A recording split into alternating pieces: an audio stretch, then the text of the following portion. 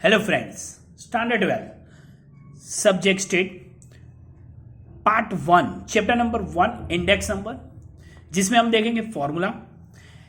उसमें नॉर्मल कोई भी इंडेक्स नंबर फाइंड करने के लिए दो ईयर दिया है, उसकी कोई वेरिएबल कीमत अमाउंट दी हो, तो हमें क्या करना है, उसको कंपैरिजन करने के लिए हम इंडेक्स नंबर से हम कंपैरिजन कर सकते हैं।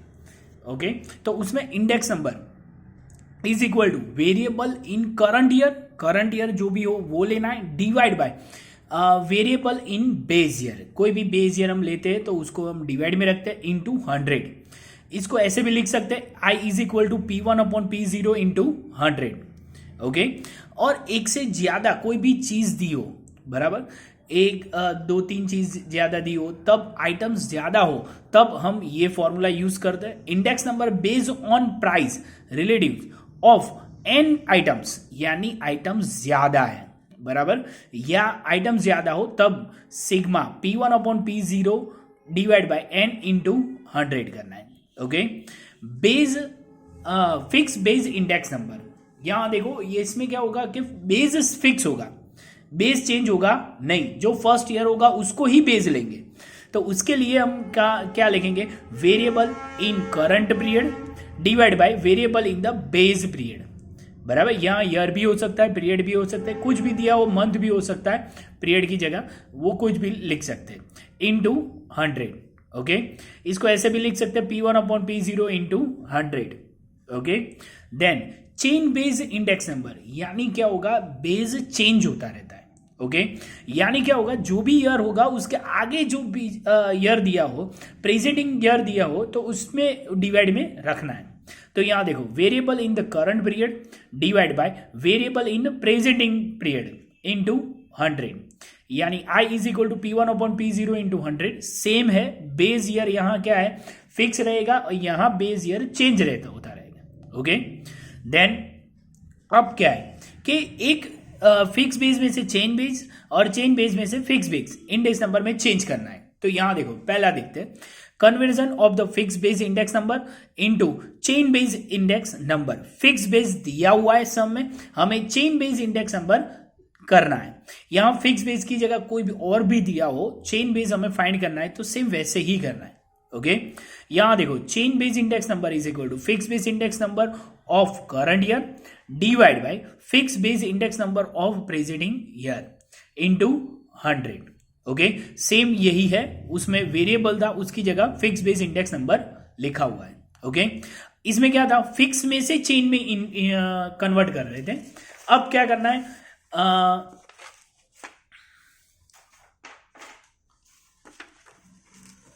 Conversion of the chain base index number into fix base index number, यानी fix base index number is equal to chain base index number of current year into fix base index number of the presenting year divide by 100। आगे सब फॉर्मूले में से ये formula थोड़ा अलग है। ओके, यहां चेन बेस इंडेक्स नंबर पहले करंट ईयर का लेना है into fix base index number presenting year divide by 100।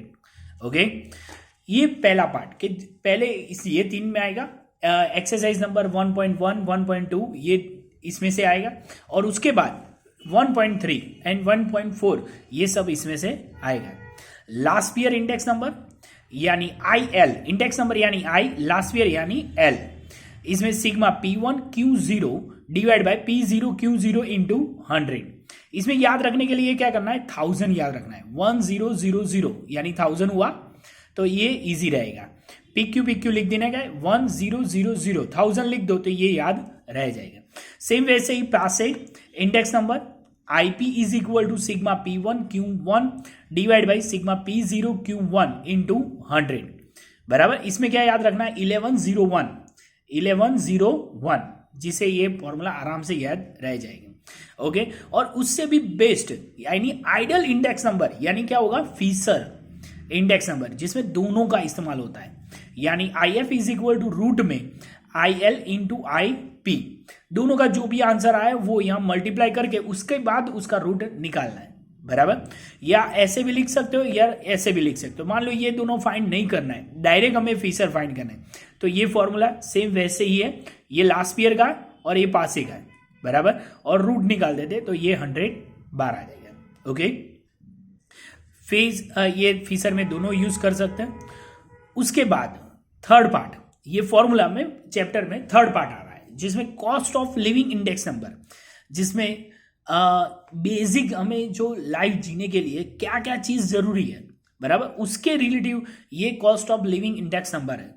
तो उसमें देखो पहले method of the total expenditure, total हमारा जो एक्सपेंस होता है उसके रिलेटिव। इसमें क्या है कि when base year quantity is given, यानी Q0 बेस ईयर का दिया हो तो लास्ट ईयर का फॉर्मूला लगाना है, बराबर, सेम वैसे ही 1000 वाला। और when current year quantity is given, यानी करंट ईयर की क्वांटिटी दी हो तो हमें पासे का फॉर्मूला लगाना है, बराबर, जो ऊपर था वैसे ही लगाना है, बराबर। इसको क्या बोलेंगे, method of the total expenditure. Okay, then method of the family budget, यहां क्या है, वेटेड एवरेज भी बोल सकते हैं इसको। इसमें index number is equal to sigma IW upon sigma W, जिसमें I फाइंड करने के लिए बोला हो तो ऐसे फाइंड कर सकते हैं P1 upon P0 into 100। Okay, and W find करने के लिए बोला हो तो P0 Q0, वैसे फाइंड कर सकते हैं, बराबर। उसके बाद यहां real wages divide by cost of living index number into 100, ये 3 मार्क में या 2 मार्क में आता है, बराबर। बहुत सिंपल है, जो भी वेजेस और cost of living index number दिया ही होगा इसमें से डिवाइड करना, इनटू 100 कर देना है, तो रियल वेजेस हमें मिल जाएगी। और शॉर्ट सम में ये दोनों फॉर्मूला यूज होते हैं, purchasing power of the money. Okay, कि यहां हमें जो cost of living index number मिला हुआ है उससे हम फाइंड कर सकते हैं कि हमारे परचेस पावर कितनी है, जितनी सैलरी होती है उसके हिसाब से हमारी परचेस पावर होती है। ओके, जिसकी सैलरी ज्यादा उसकी परचेस पावर ज्यादा, जिसकी सैलरी कम उसकी परचेस पावर कम, यानी 1 divide by cost of living index number into 100।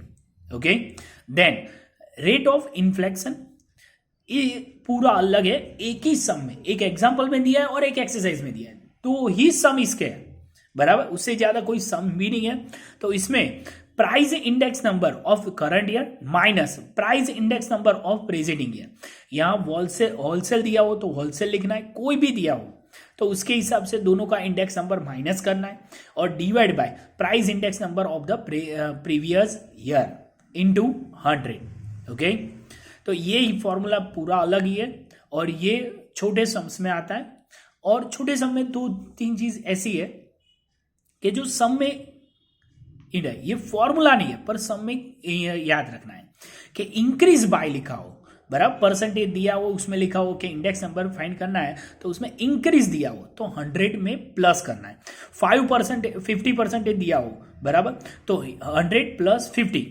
Decrease दिया हो तो 100 में से माइनस करना है, और टाइम्स दिया है 3 टाइम्स 4 टाइम्स तो 100 को वो मल्टीप्लाई करना है। 3 टाइम्स दिया हो तो 100 इंटू 3 यानी 300 होगा, बराबर।